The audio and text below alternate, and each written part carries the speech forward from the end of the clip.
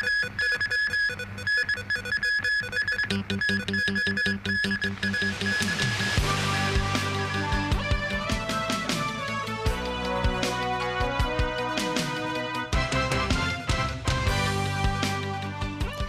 evening, and thank you for joining us. Xinhua News Agency reported former Premier Zhu Rongji died in Beijing after unsuccessful treatment for a disease at the age of 98. Xinhua News Agency released a portrait of Zhu. The Central Committee of the Communist Party of China, the Standing Committee of the National People's Congress, and the State Council all issued obituaries, describing Zhu as an outstanding party member and leader. It said he dared to speak the truth and made every effort to make practical contributions for the people. The obituaries also noted after Zhu Rongji became premier amid the Asian financial crisis, he introduced active fiscal and prudent monetary policies while maintaining stable and rapid economic growth for the country and ensuring the prosperity and stability of Hong Kong with its role as an international financial center. Zhu served as premier from 1998 to 2003 and was a renowned economic reformer. Memo Seng-ai has more on Zhu's career. Zhu Rongji, known as the Iron-Fisted Premier, cracked down on corruption and implemented economic policies while in office. Zhu's last public appearance was in 2018 at the Diaoyutai State Guest House, where he met with the advisory board of Tsinghua University School of Economics and Management.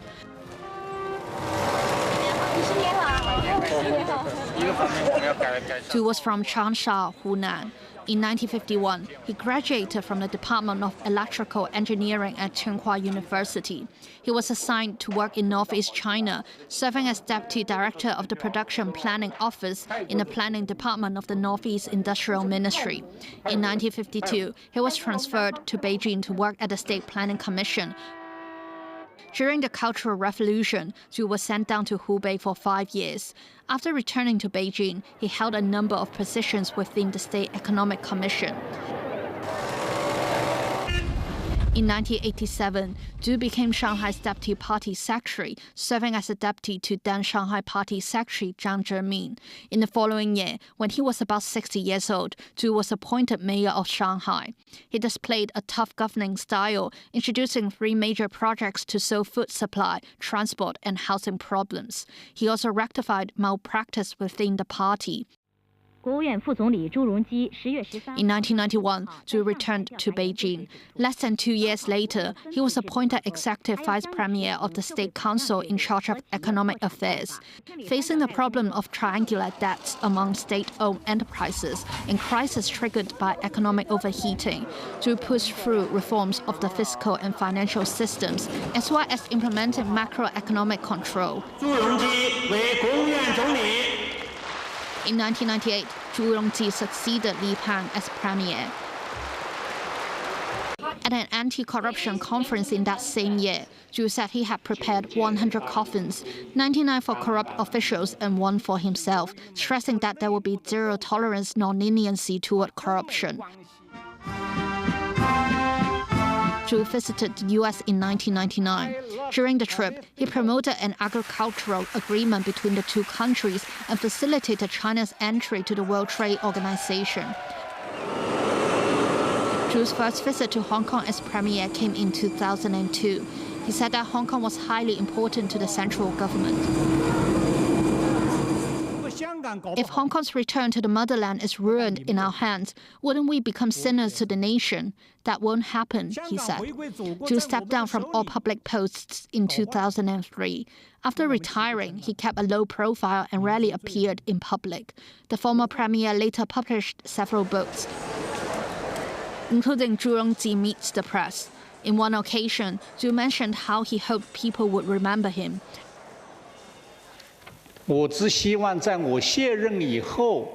I only hope that after I step down, the whole country can say one sentence. He was a clean official, not a corrupt one. I will be very satisfied with that. If they are even more generous and say Zhu Rongji also got a few practical things done, I will thank heaven and earth. Thank you. Memo Seng-ai, TVB News. Zhu Rongji visited Hong Kong 4 times and was often asked about Hong Kong during his public appearances. His speeches were remembered by their humor and rapport with audiences. In 1990, Zhu Rongji visited Hong Kong as Shanghai mayor to promote the Pudong development project. 不管香港是什么基地，我都愿意来。 At the time, he said no matter what kind of base Hong Kong is, he would be willing to come. He also visited public housing estates in Maongshan and talked with some residents there. As Shanghai's mayor, Zhu said at the time that it would be very hard for Shanghai to catch up with Hong Kong, while noting the port city's relationship with Hong Kong was one of cooperation. By 1997, Zhu had been promoted as vice premier of the State Council. After a visit to Australia and New Zealand, he made a brief stopover in Hong Kong. After Hong Kong's handover in 1997, Zhu took a trip to Hong Kong to attend the annual meeting of the World Bank and International Monetary Authority. There he welcomed bankers to set up shop in China, but jokingly reminded them not to expand too fast in case the costs ate into their profits. The year Zhu Rongji became China's premier, Asia was spoiled by the financial crisis, and he sent Hong Kong a strong dose of assurance. He said if the special administrative region needed help from the central government, as long as the city made a request, Beijing would spare no effort to safeguard Hong Kong's prosperity and security and protect its linked exchange rate system. During his overseas visits, Zhu Rongji often interacted with Hong Kong reporters on the ground. They include taking questions on the Tibet independence movement, where he noticed some demonstrators didn't even know where Xinjiang or Tibet was, and cheekily evaded direct answers to questions seeking his comments on Macau's first chief executive Edmund Ho's performance. Zhu also once said he read 2 or 3 Hong Kong newspapers every day to keep up with the territory's economic situation. In 2002, as Hong Kong was struggling with a flagging economy with a severe government deficit, Zhu visited Hong Kong that year to rally the public. My fellow compatriots, it's not the end of the road yet, he said. He said Hong Kong could issue 50-year long-term bonds in the mainland and he would be the first to buy them. Zhu also used lyrics of the classic tune of Below the Lion Rock to encourage Hong Kongers to stand together to weather the temporary setbacks. U.S. President Donald Trump says he slipped away from Air Force One after a trip last month in Turkey because the Secret Service and military wanted him on a different plane due to a threat that he insists didn't scare him. Danny Rao has more. U.S. President Donald Trump stowed away in an airport catering container to sneak onto another plane, while Air Force One was sent into the sky essentially as a decoy. Trump downplayed the move and the risk to the White House officials, security and support staff and reporters he left on the plane. So I go by Secret Service and the military. They wanted me to go on a different flight, a different plane, equal safety, but they wanted me to do it, so I do it. I do what they say. Why did they want you to do that? I guess there was a threat out there. I didn't really ask too much about it. I get a lot of threats. Why was it too dangerous for you to fly on Air Force One, but well, not I don't too know. dangerous I for think the actually the plane that I flew on was at greater risk. I think it was at greater risk because that would be the plane I think that they would be more likely to go for. President, were you surprised, Mr. President, that the Secret Service was telling you to take that third plane? No, not surprised. I have a lot of threats. I have a lot of threats that you don't know about. Any consequential president has a lot of threats. Non-consequential presidents don't get threatened. And I think that I'm maybe the most consequential president. There's nobody who's done more than me in a period of almost 6 years. There's nobody.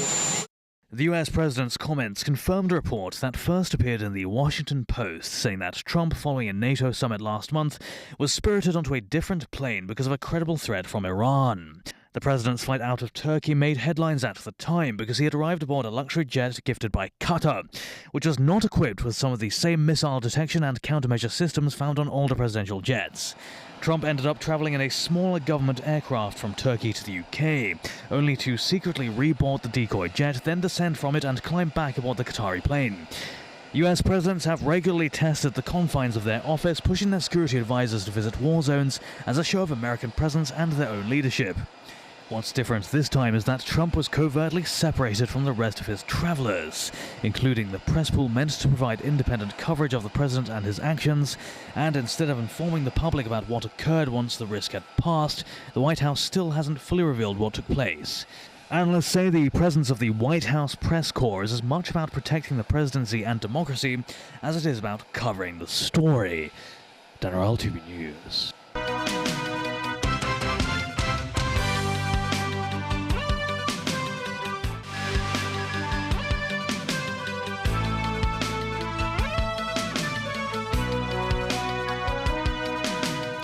Welcome back. Search for life in the rubble of Colombia's powerful earthquake grew more desperate on Wednesday as search teams push up against a key time threshold to locate survivors with signs of life. The devastation has tested Colombia's new president, Abelardo de la Espriella, and his government as it scrambles to respond to the natural disaster and civil society as it pushes to provide aid to the vulnerable communities most affected by the quake. Tracy Furness reports. Rescue teams in Pereira continued through the night to free any trapped survivors under the rubble of buildings that collapsed during Monday's 7.4 magnitude earthquake in Colombia. Then applause rang out as rescuers pulled a 32-year-old woman from the ruins where she had been trapped for 36 hours. According to firefighters, the woman had been located 10 hours before the rescue but had been delicately helped out as she was buried deep under the rubble. Crews said they were working to free another person trapped under the same building. In Cali, Colombia, rescuers digging and calling for silence to hear if anybody was calling out from under the pile of concrete and rubble.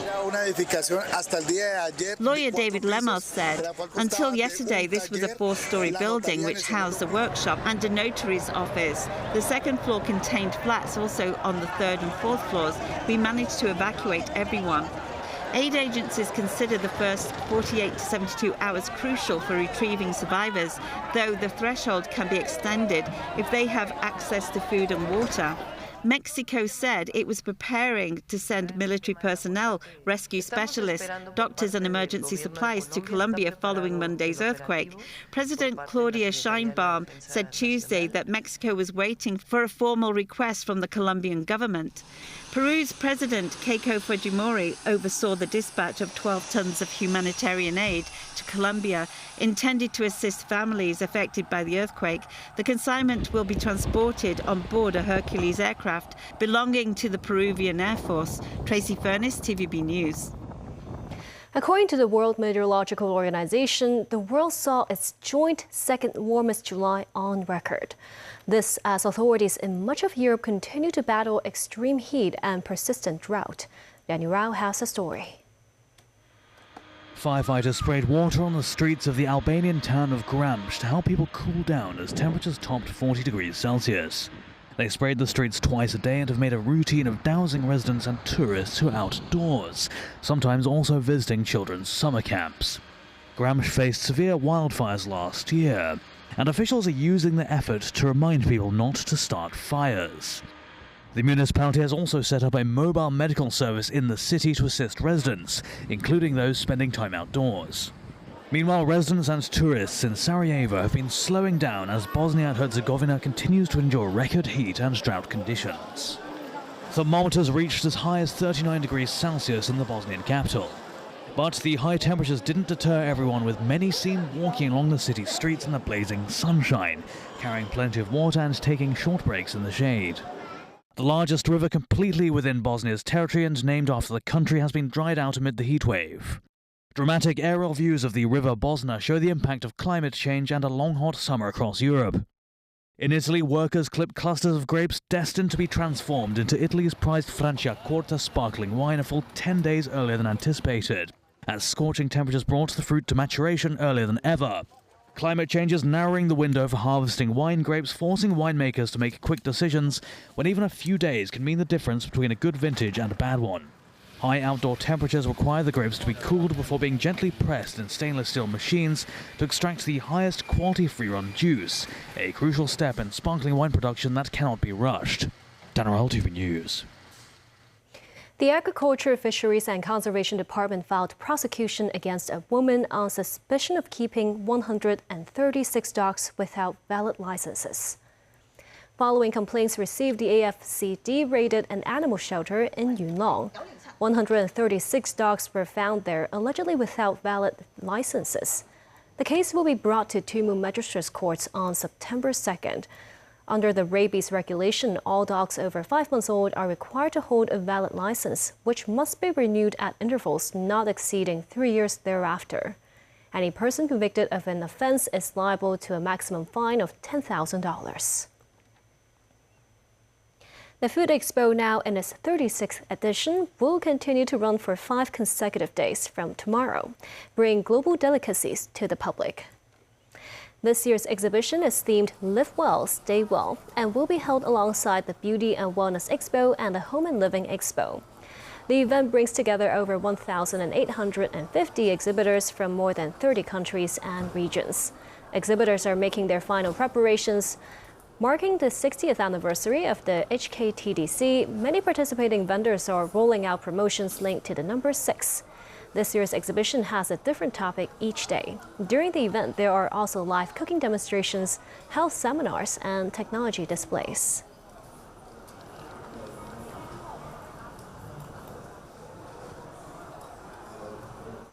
Hong Kong is cranking up its yacht economy push with fresh hopes of smoothing cross-border travel between the city and the mainland. For local boat owners, simpler procedures and a new taste of the open water are the lure. Meanwhile, a lawmaker is urging bolder tourism drives to draw vessels from across the Greater Bay Area into Hong Kong's harbors. Secretary Ip tells us more. Sunny Chow is setting off for Zhuhai, a weekend getaway with family and friends. It is his first time making the trip by boat. The journey takes roughly 1.5 to 2 hours from Aberdeen to Guishan Island off the coast of Zhuhai. It's a great experience cruising the boat from Hong Kong to Zhuhai area, definitely. Landscape is one thing. So when you pass by Lantau South, lots of people will keep their eye on the water because very, very often you can get to see the dolphins. From the end of May, licensed vessels from Hong Kong and Macau can enter designated waters across the Greater Bay Area without the need for a guaranteed deposit. The Royal Hong Kong Yacht Club has rallied around 10 vessels, including Sunny's, for a trial run. But heading across the border takes homework. Skippers must complete a 2-hour online course on navigation rules in mainland waters. Multiple documents are required, including survey reports, ship sanitation control certificate, temporary ship national certificates, etc. Captains also need port clearance within 72 hours of departure and must clear exit formalities with the Immigration Department for their crew within 24 hours. Adrian Pang, former commodore of the club, says the process is now far simpler. I think the biggest benefit is to the deposit waiver. Like in the past, we have to put down a deposit, and the amount of the deposit could be equivalent to the amount, the value of the boat. It could be up to millions, right? So it will be very difficult to attract people to put down so much money just to come for a day or two. Once you clear custom and immigration and quarantine in one of the ports, and you can travel freely within the Greater Bay Area. And that's the second biggest improvement as well. After customs inspection and quarantine, sailors will put a yellow flag on a yacht while sailing in the mainland waters. Meanwhile, sailors will also put on a flag to show where the yacht is registered. If it is a yacht from Hong Kong, we will see a Hong Kong SAR flag on the yacht. A few hours sailing later, the group takes in a couple of tourist attractions on Guishan Island. As a stop on the official recommended yacht route, local tourism chiefs are banking on a visitor boost. Restaurants near the pier are already reaping the rewards. This cafe is expanding its second floor for a bar, predicting a 30 to 40% surge in business. But it is not just about tourism. David Norton, Commodore of the club, sees a bigger prize, hosting races to pull in international vessels. As more of China opens up, I think that it would be great to have a corridor for boats to come down the Chinese coast, and we would like to set up a series of races along the Chinese coast for offshore racing. And we're missing a kind of a vital link to get the boats from the north down to Hong Kong. While we are sending vessels across the border, but are we ready to welcome mainland boats in return? Different departments have rolled out measures to upgrade facilities, including introducing 5 designated anchorage and berthing areas for visiting yacht, and plans for 600 new berths across Aberdeen, Hong Kong, and the former quarry site on Lemmer Island by 2035. Lawmaker Perry Yu says he hopes to see more tourism promotion in future to help boost the economy, such as guiding yachts to enjoy Hong Kong through island hopping, sightseeing, dining and retail. He also suggests authorities should think longer term about how to attract wealthy individuals to keep their yacht based in Hong Kong. Sakarib, TVB News. And that's the news. Thank you for watching.